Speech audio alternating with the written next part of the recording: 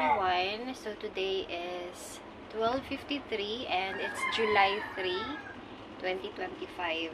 Alright, so this vlog, welcome to my channel first. And for today's vlog guys, gusto kong i-share sa inyo yung preparations ko for my next travel or next flight ko na gagawin after na-offload last June 25, 2025. Alright, so ito is exclusive for those people, no? Kung ikaw ay nandito ngayon and nanonood ka dahil gusto mo malaman yung mga requirements na kinakailangan kapag ikaw ay magta-travel or magbibisita. It's either friends or ang iyong partner or jowa, as long as wala pa kayong documents na ipapakita na kayo ay married. So, meron ako dito guys na listahan na gusto ko lang siyang i-share kasi prepare ko talaga to for my next flight. Alright? So, ito is for kung yung purpose mo is to visit or for tourism. Okay, so these are the things na kailangan mo na i-remember. Kailangan ko to na i-remember. That's why nakasulat siya dito. Okay, so first is e-travel registrations. Yan. Diretso na tayo agad. Kung okay lang din naman na sa inyo. Okay, so first is e-travel. When I was at the airport, last June 25, eto guys, is nag-try ako dito ng mag-register. And the one thing na medyo nakakatawa doon is, syempre medyo kabado ka, diba? Like first time ka pa lang na mag-register. So, remember that you need to prepare kapag mag-register ka sa e-travel online. Lang din naman to.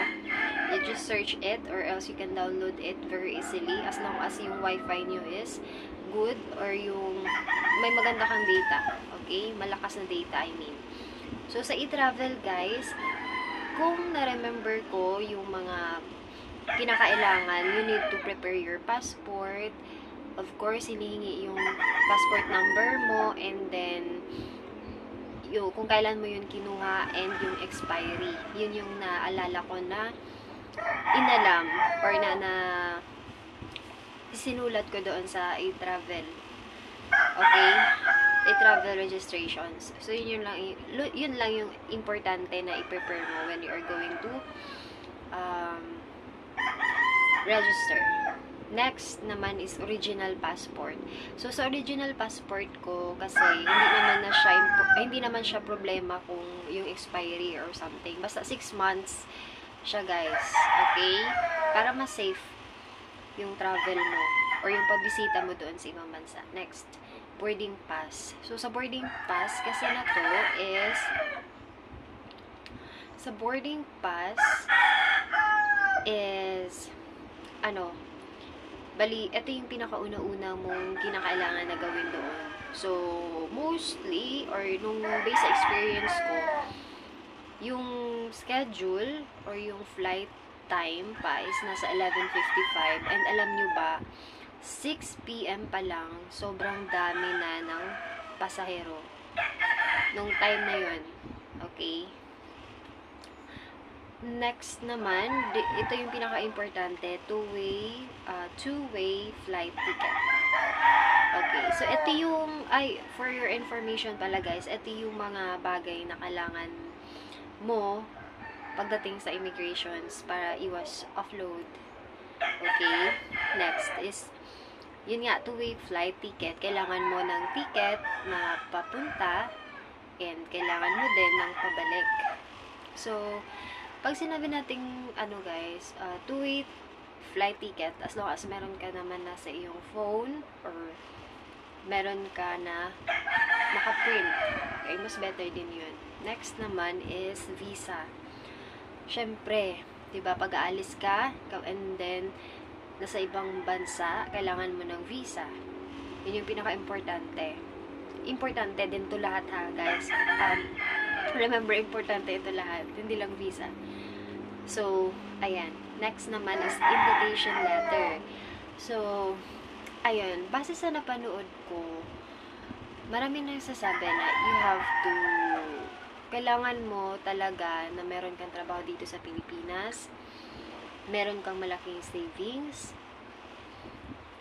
So, that means kung wala ka nun, nasa around mga 100,000, parang ganyan, dapat yung pera na nasa bangko mo. Pero kung wala ka naman nun, kailangan mo maghanap ng sponsor.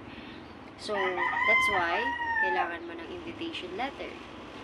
Okay? And dito guys, according naman sa research ko, okay lang din naman na hindi original yung invitation letter mo. It's okay lang din naman na naka-photocopy lang din siya, as long as na makikita yung signature ng kung sino man yung nag-invite sa'yo doon sa other country. Kung foreign siya, or what is called, or family members, parang ganon. Next naman, ito yung pinaka-importante na wala ako, kaya na-offload tayo last June 25. Ito yung tinatawag na affidavit support and guarantee. And, isa pa guys, remember, kailangan dito yung original. Okay? Hindi photocopy, hindi picture sa cellphone. Original talaga yung hinahanap dito. So, sa original na to, it will takes time. Kasi nga, kailangan pa na i-process doon sa ibang bansa. Yung process niya kasi is nasa 4 days. And, bago niya binalikan. And then, bago niya na-send. So, kahapon lang din siya na-send sa akin. Pero, I tried to prepare na din. I tried to double check na lang din. Kasi, alam mo yung feeling na awkward, kinakabahan, tsaka hindi ka pa masyadong makamove on doon sa na-experience mo because of na-offload ka the last time. So, ayun. Eto, remember talaga, affidavit, support, and guarantee. Eto guys, yung nagpapatunay na